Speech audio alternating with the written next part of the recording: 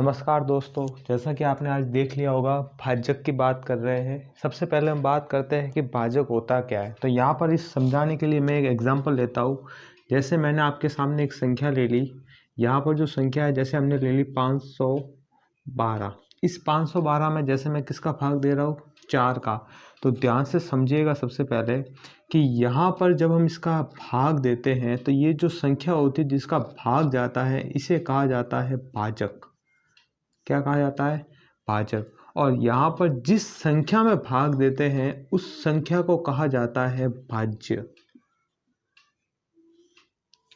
और संख्या को भाग देने के बाद लास्ट में जो हमारा बचता है, अगर पूरा पूरा भाग गया है तो 0 बचता है और उसी को कहा जाता है शेष फल।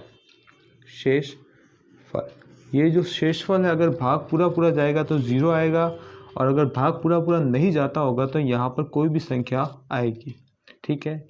और दूसरी हम बात करते हैं कि भाग देने के बाद हमारा भाग कितनी बार गया, अर्थात उसका भाग उसमें कितनी बार जाएगा, वो हम यहाँ लिखते हैं और जिसे हम कहते हैं भाग फल।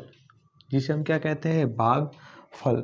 तो ध्यान रखिएगा, भाजक जिसका भाग दे रहे हैं, भाज्य जिसमें भाग दे रहे हैं, शेषफल जो भाग देने के बाद शेष बच रहा है, और भाग देने के बाद जो उत्तर आ रहा है उसे कहेंगे हम भागफल। ठीक है। और इन चारों में अगर बात करें तो इन चारों में एक संबंध भी होता है जिसे हम कहते हैं विभाजन एल्गोरिथम। इस संबंध क्या होता है वो भी आप समझ लीजिए। संबंध कुछ इस प्रकार से है कि ये जो भाज्य है, ये भाज्य, इस भाज्य बराबर होता है आपके भाजक इनटू भागफल प्लस शेष फल। ये जो है इसको कहा जाता है विभाजक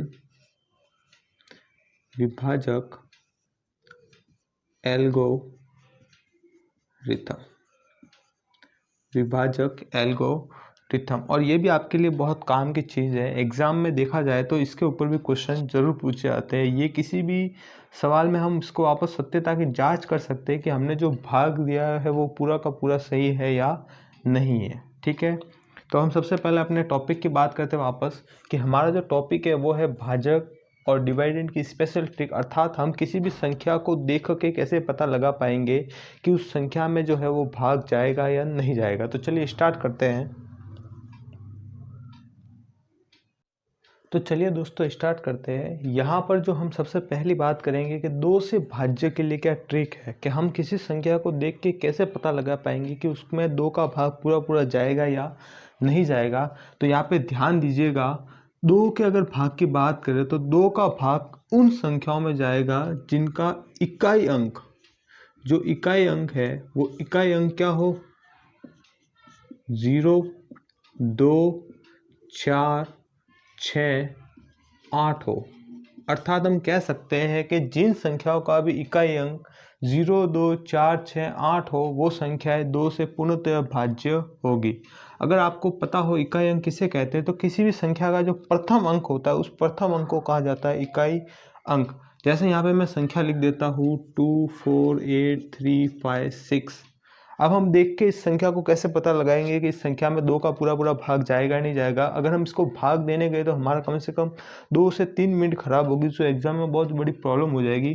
तो यहाँ पर हम इस पहले अंक की बात करें जिसे क्या कहा जाता है, इकाई अंक। ये इकाई अंक 6 है। अर्थात हमने अभी भी बात की है कि अगर किसी का इकाई अंक 0, 2, 4, 6 या 8 हो तो उसमें 2 का पूरा भाग जाएगा। तो कहने का मतलब इस संख्या में भी जो है वो पूरा का पूरा 2 का भाग जाएगा। ऐसे कैसे आप चाहे तो किसी और संख्या की बात कर देते हैं। जैसे हम बात करते हैं 3000। 3000 में 2 का भाग जाएगा, बिल्कुल जाएगा। लास्ट में क्या है, 0।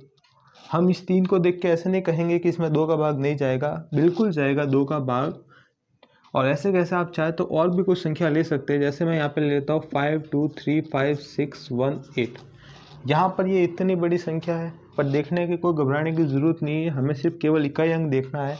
इकाई अंक 8 है तो 8 है, इसका मतलब हम कह सकते हैं कि इसमें 2 का भाग पूरा पूरा जाएगा। अब 2 के बाद नेक्स्ट बात करें 3 की, तो 3 से भाज्य के लिए क्या ट्रिक है, तो ध्यान से समझिएगा। 3 से भाज्य के लिए जो ट्रिक है वो कुछ इस प्रकार है। इस ट्रिक को समझाने के लिए मैं आपके पास पहले एक एग्जांपल भी लेता हूँ कि माना कि कोई संख्या है, वो जैसे हमारे पास है A B C D और E। ये जैसे 5 अंक की हमने एक संख्या ले ली। इस संख्याओं के जो अंकों का योग है, कहने का मतलब A plus B plus C plus D और प्लस E, इन सभी अंकों का योग करें और हमारे पास जो भी अंकों का योग करने के बाद जो भी उत्तर आए, उस उत्तर में अगर 3 का पूरा पूरा भाग जाता हो तो कह सकते हैं कि इस संख्या में भी 3 का पूरा पूरा भाग जाएगा। तो ये ट्रिक कुछ इस प्रकार से है कि यदि संख्याओं के अंकों का योग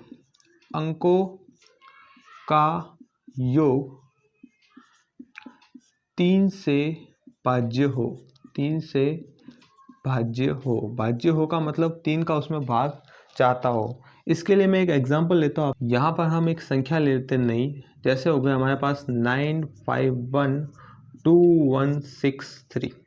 संख्या बड़ी ज़रूर है, अभी इसको देख के हम नहीं पता लगा सकते कि इसमें 3 का भाग जो है वो पूरा पूरा जाएगा या नहीं जाएगा, पर हमारे जो ट्रिक है उसको समझिएगा। हम ट्रिक में क्या कह रहे हैं कि अंकों का योग करना है और उस अंकों का योग में किसका भाग देना है, 3 का। तो यहाँ पर हम अंकों का योग करते हैं तो 9 + 5 + 1 + 2 + 6, सॉरी यहाँ पे 1 रह गया, 1 + 6 + 3। तो यहाँ पर जब इन सब अंकों का योग करेंगे तो 9 + 5 14, 14 और एक 15, 15 और 2 16, सॉरी 15 और 2 17 और एक 18, 18 और 6 24 और 24 और 3 27। तो इन सब का जो योग है वो 27 है और 27 में 3 का पूरा पूरा भाग जाता है, बिल्कुल जाता है। तो 27 में जब 3 का पूरा पूरा भाग जाता है तो इसका मतलब इस संख्या में भी जो है वो 3 का पूरा पूरा भाग जाएगा। हमने भाग दिया भी नहीं, हमने सिर्फ बिना दिए ही हमने ये पता लगा लिया कि इसमें 3 का भाग जाएगा या नहीं जाएगा।